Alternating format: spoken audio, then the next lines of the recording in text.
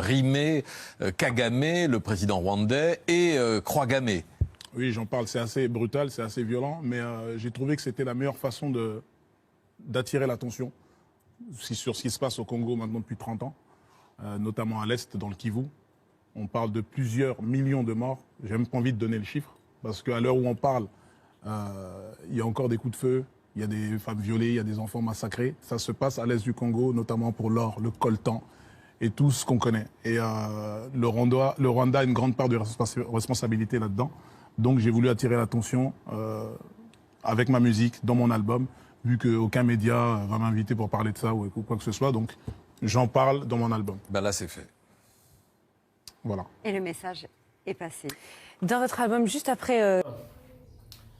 Bienvenue dans Tindika Dominical.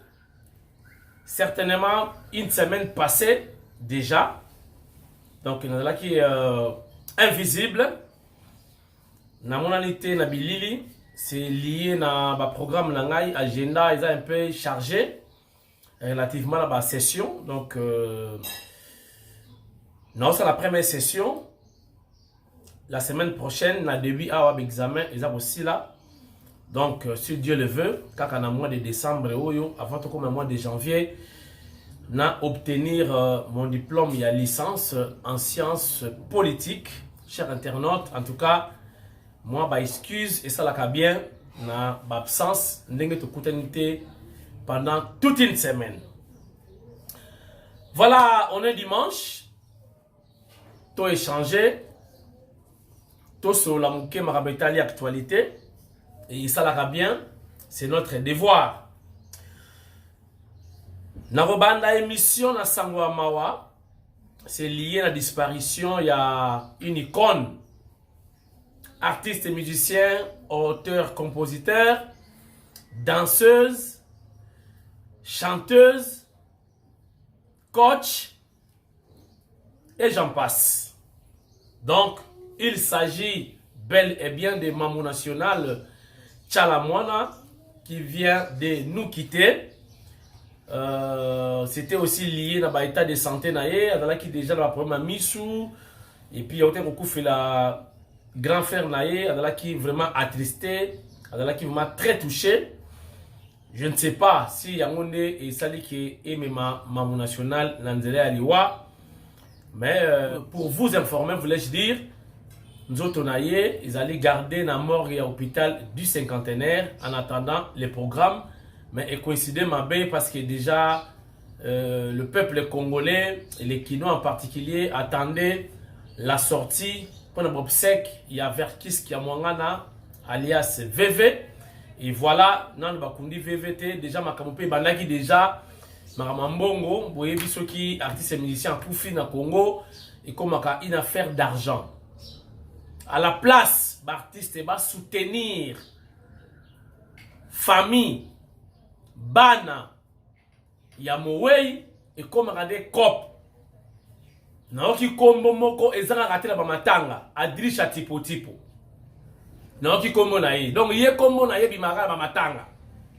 Na concert goyoka te, na ba répétition goyoka te, na TikTok goyoka te, na ba Facebook na la te. Sora mutu akufi. Otana ozo mora adrisha tipo tipo. Malo kuti na moni kombo ya manda chante zate. Ezana rappelé ka manda chante na kati. Mais naoki mbala o félicitations, manda chante Kombo ezati. Et puis, ngana regretta ki na monaki waze kwa koti na ba organisation wana. Chaka Congo no waze kwa akoma soki président tout ça, na yebi ka akoma président ba conflit. Parce que entre les musiciens, les artistes, amour ezala raté. Cohésion ezala raté. Mingi matanga ya musicien nyonso affaire d'argent. Quand ba comédien na mona ba quand même organisé par rapport à ba musicien. Déjà na yoki mbongo ebimi au ministère de la Culture et des Arts, waze quoi la famille les torchons brûlent. Et voilà Mamou National les sous akufi et comment affaire d'argent. Beaucoup yo kango, beaucoup pesa nga raison. Donc la grande famille Tindika Télévision, moi-même en particulier, te présenter ma condoléance na la famille à Mamou National namoni ka ba photo bani ko bimanga pe na photo na ye to sala ka photo wana na RTNC on a qui parmi ba femmes artistes autres na collaboré na bango donc na collaboré na Biliabel na collaboré na Mamu National azala qui pe pire ser nanga na ndenge mukete na ba répétition na zalaki na Lingwala partout na ça na ba émission moi mingi voilà sango ya mibale ya mawa ezali sango ya ministre ya défense ba rapprocher ou ba garde na ye ba beti Diomi Ndongala.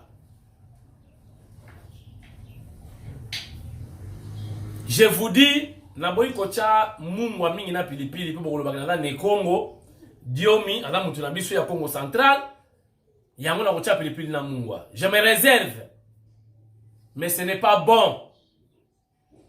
Oyo ba Congolais ba ko zela na ba garde de corps ya ministre de défense eza ko beta ka batu na balabala te.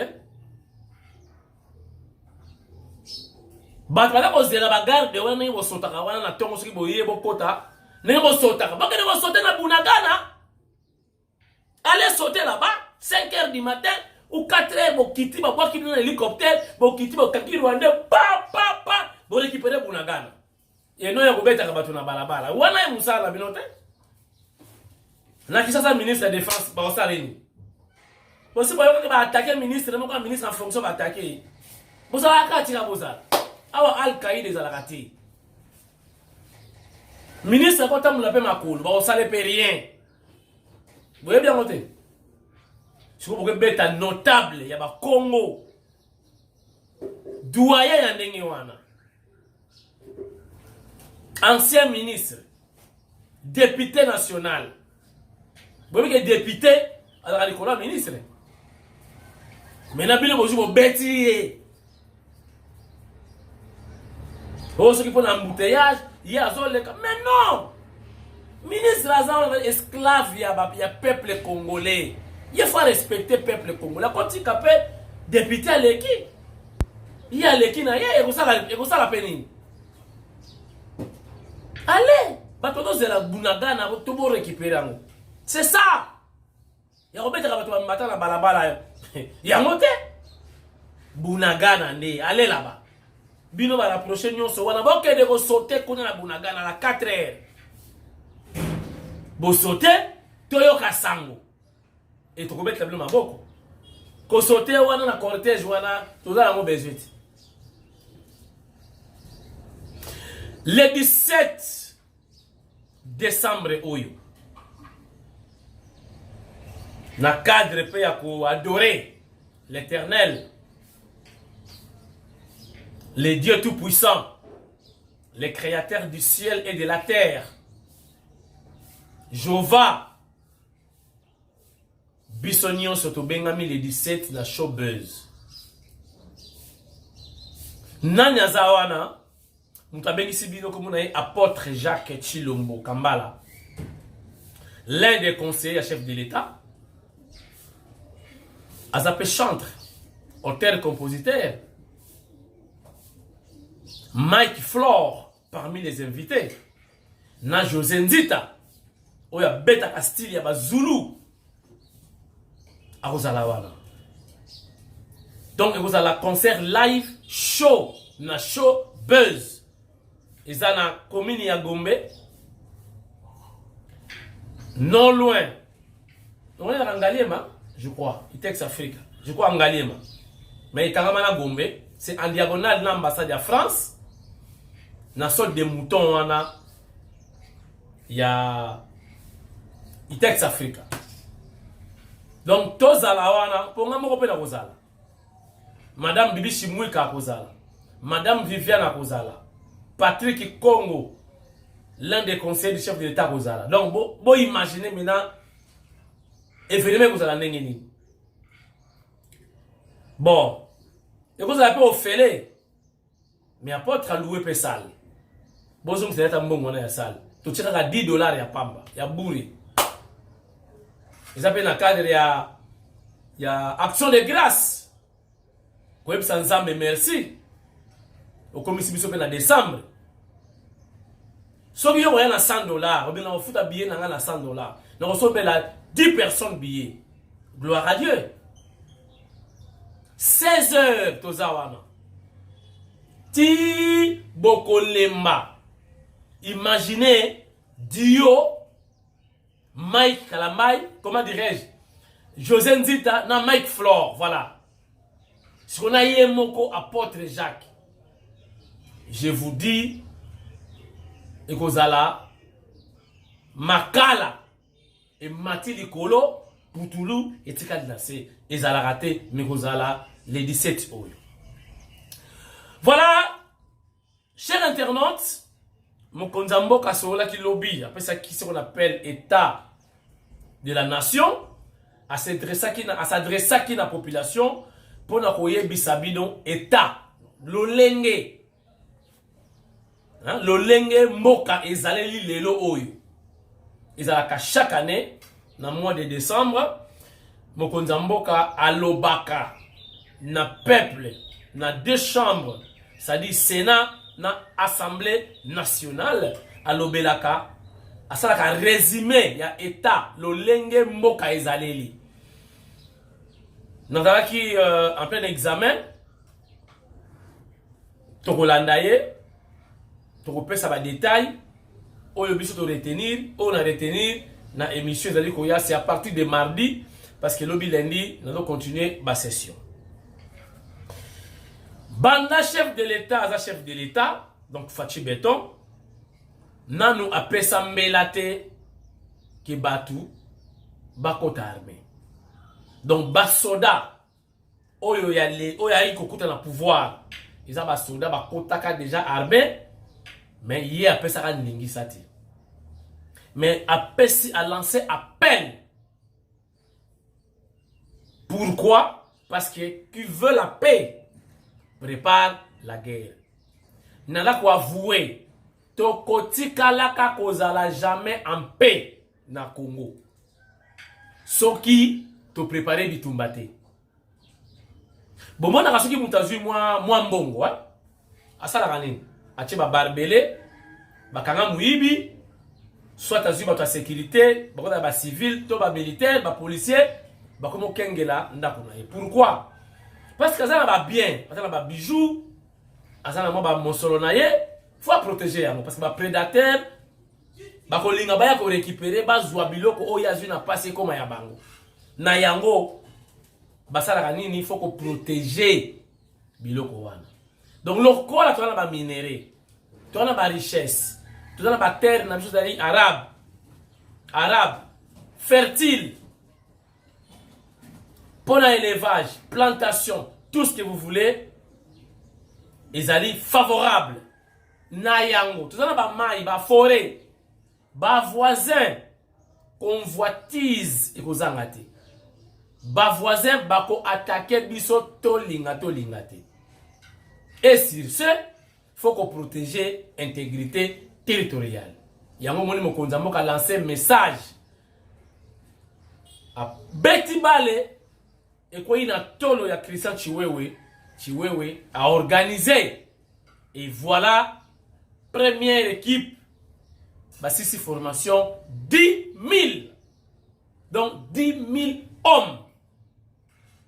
Bah, monsieur, va continuer. Pendant ma tête, na mona kindenge, bilege, monsieur, va continuer au Kenekitona.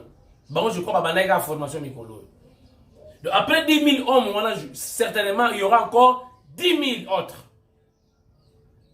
Et c'est comme ça que tu as une armée forte, tu as sécurisé la frontière parce que les voisins ont toujours récupérer les intérêts, les minéraux, nous sommes favorables pour les Congolais. Na sepeli na ministre ya ESU Moyindo Nzangi na makambo lobby décision azui que ba étudiant ba ko insérer programme Yassika sur la citoyenneté qu'on la kisaba congolais intérêt ya mboka ndenge nini balingaka mboka ndenge nini toko se protéger biso moko ndenge Mobutu lancera kala appel boye Mobutu ya ina cadre mo la punition apesa ba étudiant ba o union so balouti na 6e ba dokota premier graduat faut que les canaux nous formation qui n'a qui bomango mais na moni comme comme officiel Moïno Nzangi je crois d'aller les besoins attendre comme on a des missions dans vraiment la félicité yo et cause à la malam mutu nyonso aussi sa université mutu nyonso et l'engel à la première graduat comme le LM2 déjà après une formation militaire ayebi ndenge nini ya ko protéger mboka donc tant ko yinda partout ko zala oui ko se défendre oui ko beta munduki oui ko kima masasi oui biso minduki oui ba différents sortes ba armes ba galine ba aka donc et ko sala malamu et puis ba voisin ba ko banga biso parce que déjà ba comprendre que non la moitié de la population ba mutu ba mbila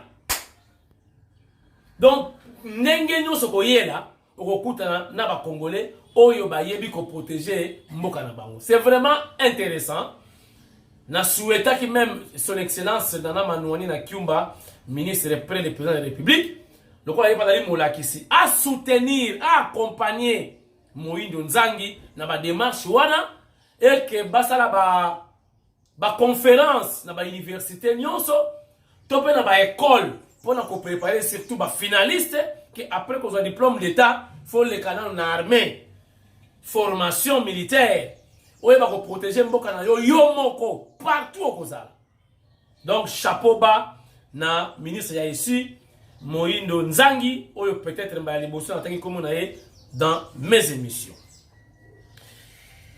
Chers internautes, total message. Il y a apôtre Jacques Chilombo. Attendez l'émission depuis Mikili pour confirmer. Concert live, gospel. Oyo Ekozala, le 17 na showbuzz, $10 aux Anguilles Italie. Regardez.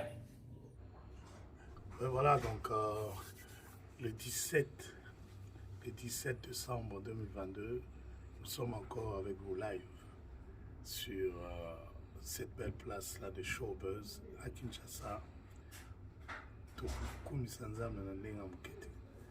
On vous attend 17 décembre, showbuzz à partir de 16h. On va louer le Seigneur ensemble. Que Dieu vous bénisse. Voilà, chers internautes, nous sommes de retour sur ce plateau mobile de Tindika Tindika Gospel. Comment dirais-je, Tindika Dominical. Voilà, donc c'est toujours lié à un concert gospel. Il y a apôtre Jacques Chilombo, comprenez. Voilà. Chers internautes, Héritier Watanabe, on a une page culturelle. Après la production, il y a Fali Ipupa au stade de Martyr. Héritier Watanabe veut aussi tenter sa chance, n'est-ce pas, à livrer concert moko scénique dans le stade des Martyrs le 25 décembre. Oyo. Alors, ce que j'ai aimé, Namoni, le roi de la forêt, Oué Ranson, a s'impliqué, a pessi mot d'ordre dans la fanatique Nyoso ya maison mère, le kola héritier Watanabe dali Mwanansuka, donc Benjamin ya wenge musique à maison mère, a lingite yemoko akende ko affronter stade de martyr.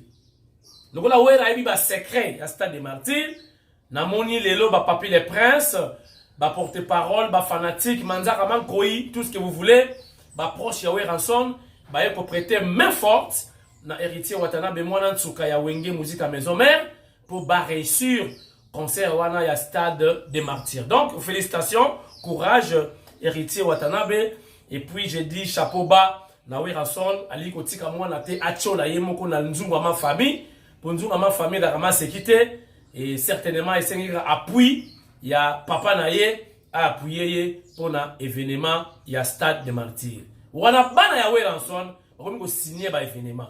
Siko bana ya Jibe boza wapi? Est-ce que BCBG Madame Bana on va remettre à stade des martyrs? C'est juste une question. Il y a Bana ya Wera Babandi. Parce que Baoyo Basali ma solo ya musique. To beta en vérité, c'est le roi de la forêt. Na Jubin Piana, papa chéri.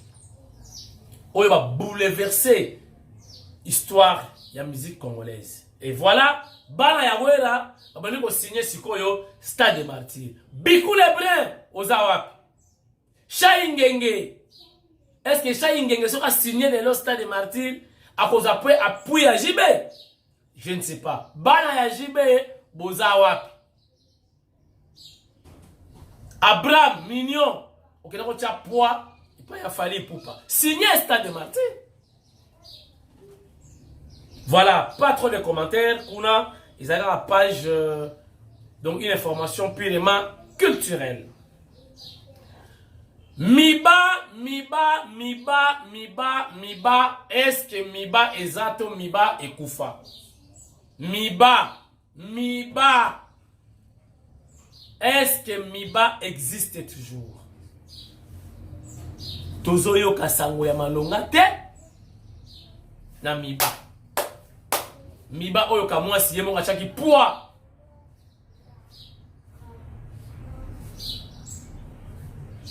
Fumadi tunga. Miba ne poumon ya Kasai. Tozo ka bana Kasai bazo benga teke ça va. Pourquoi? Qu'est-ce qui se passe à la Miba? Tozo ka rien na Miba, tozo ka rien.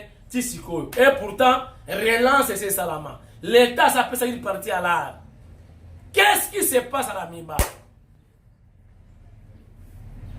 Fumadi Tunga. T'as un sur la Miba kuna. T'as un trafic d'influence. Miba. Hey! Qui a dit? Naibisa kibino lisolo ya Mario ya Gigolo afinga ki trop Gistin Kabuya ko critiquer chef de l'État, ko critiquer le gouvernement. Lelo ki Gigolo esi la raté esili mamu atiki biso. Ah mamu akei. Dibale kufite. Yoka sikoyo. Mario abomisi mamu Mario nalobaki yango te ile kotaka bemission na ngati na rappelle mon prophète na ebisaka bino bosalaka très attention na makambo na lobaka baimuru balangila tout ça ils apprennent à embellir kaka émission mais il faut faire très attention à l'information. Sikoyo boyoki te Mario Gigolo boye na boye obomisi mamu ngana lobiam akosuka sikoyo wapi akozongela mwasi na yaka mama na bana to Mario akokende wapi baolue bimi kupa poto laki mutuka ateki mutuka nalo poto le mutuka bana ko fileye abakosa mamu nana ofile ba kene wapi yo mutu Mario ba kene yo wapi wana fente mamu ateki jeep afente mamu balandinga babotolinga mutuka boye na boye sona ko botole mutuka fachi la mutuka ne wapi Gistin Kabuya la mutuka ne wapi po bazangi yango Mimbo lukisa mutu. Basa na yema be. Botiki mutu ango, bozi mutu ka bokei. Bokena. Wana nyonso, abana ko timbela ke mamu, abana ko ma faible. Abana ko teka babor. Kofinga Kabuya, kofinga Fachi, kofinga ba warrior, kofinga régime. Siko carrière na yo esili naturellement. Mamu est parti. Boka ta Yesu ki bochaye na se kuna na se aserkei. Bola tsaye dra ya pembe nenge la à l'époque. Bochaye ndaka laisse abala pe mamute. Nenge mama kufi fo abala siko mamu. Voilà. Ah oui yeye. Fo siko ya bala mamu. Lokola mamu akufi. yazalaki Mario ya mamu. Faut foutre un bon loyer pour maman laisser. Maman héberger. Et puis il faut avoir la maman. Le bébé peut aller là liwana. Bimisa bon aller baladi. Et puis maman là cher. $1 million. $1 million faut avoir la maman. Au moins ne mutasukaka. Natire beti yesikoyo. Bako benga na ekuna et pas mamou. Fois ba la mamou a dédommagé famille. Et puis mutuka wana abimisa. Oh ba yini na mutuka. Rien.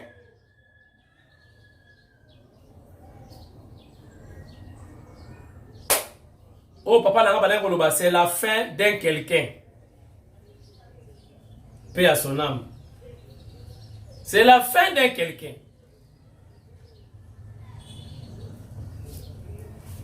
Nakosuki ça, pour la ministre de la Défense, il doit réparer avec Guillaume Ndongala.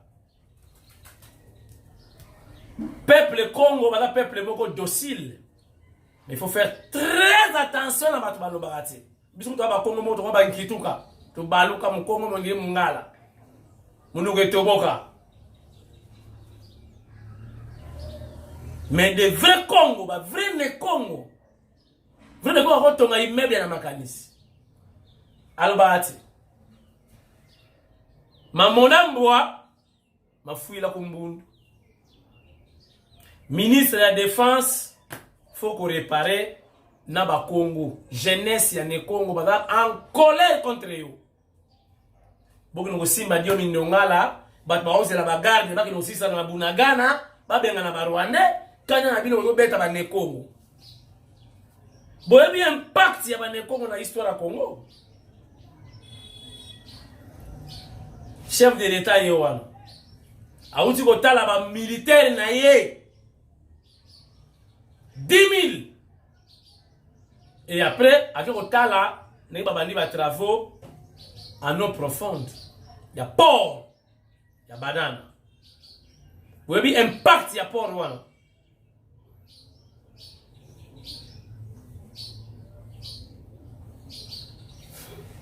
Congo central est une arme la Kinshasa. So boye bagate boye ba. Ba conteneur ya mbongo uta na Congo central zo ya gouvernement central. Et la province est pesa mbongo en espèce est une na ville à Kinshasa. Toso la ngoma le malembe. Pour bataille mission yo Bayebisa ministre de la Défense, il doit réparer rapidement Nadio Mindongala. Pour natiki déjà, tension. Il y a la Congo centrale. Et ce n'est pas bon. Madame Souna Bombi. Bon dimanche à tout le monde. Mardi kaka. Lundi, examen. Nous avons préparé mes mémoires. Pour comprendre mon tout à moi l'écolo parce qu'il faut nous défendre d'ici quelques jours. Vous allez bien pour garder contact et surtout beaucoup de love et pourquoi pas joyeux Noël à tout le monde et bonne année hein? Déjà espérons Nalinga Rabino trop ce qui binoté mon boulot. Dans la vidéo, on a un petit record. 80 000 vues. Plus de 80 000 vues. Madame Bakari. Bino. Bino ne ba patron na biso. Ce qui va y les alliés, Bolim Bissaka. Mais Bino ne ba patron na biso. Beaucoup de love. Goodbye.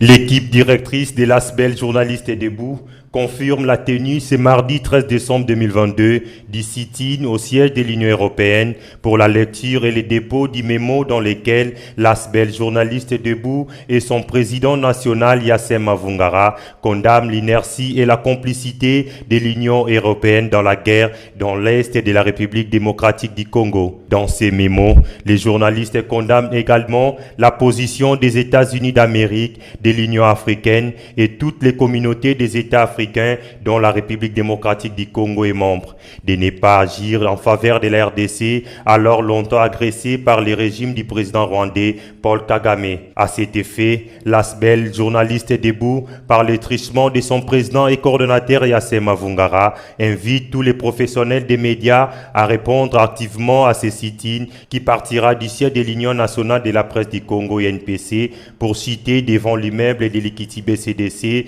lieu du siège de l'Union européenne à Kinshasa. Dans ce sens, un appel est aussi lancé aux citoyens congolais de s'associer aux Chevaliers de la Plume afin de défendre l'acquis irréversible de l'intégrité territoriale et de dire non à la balkanisation de la République démocratique du Congo.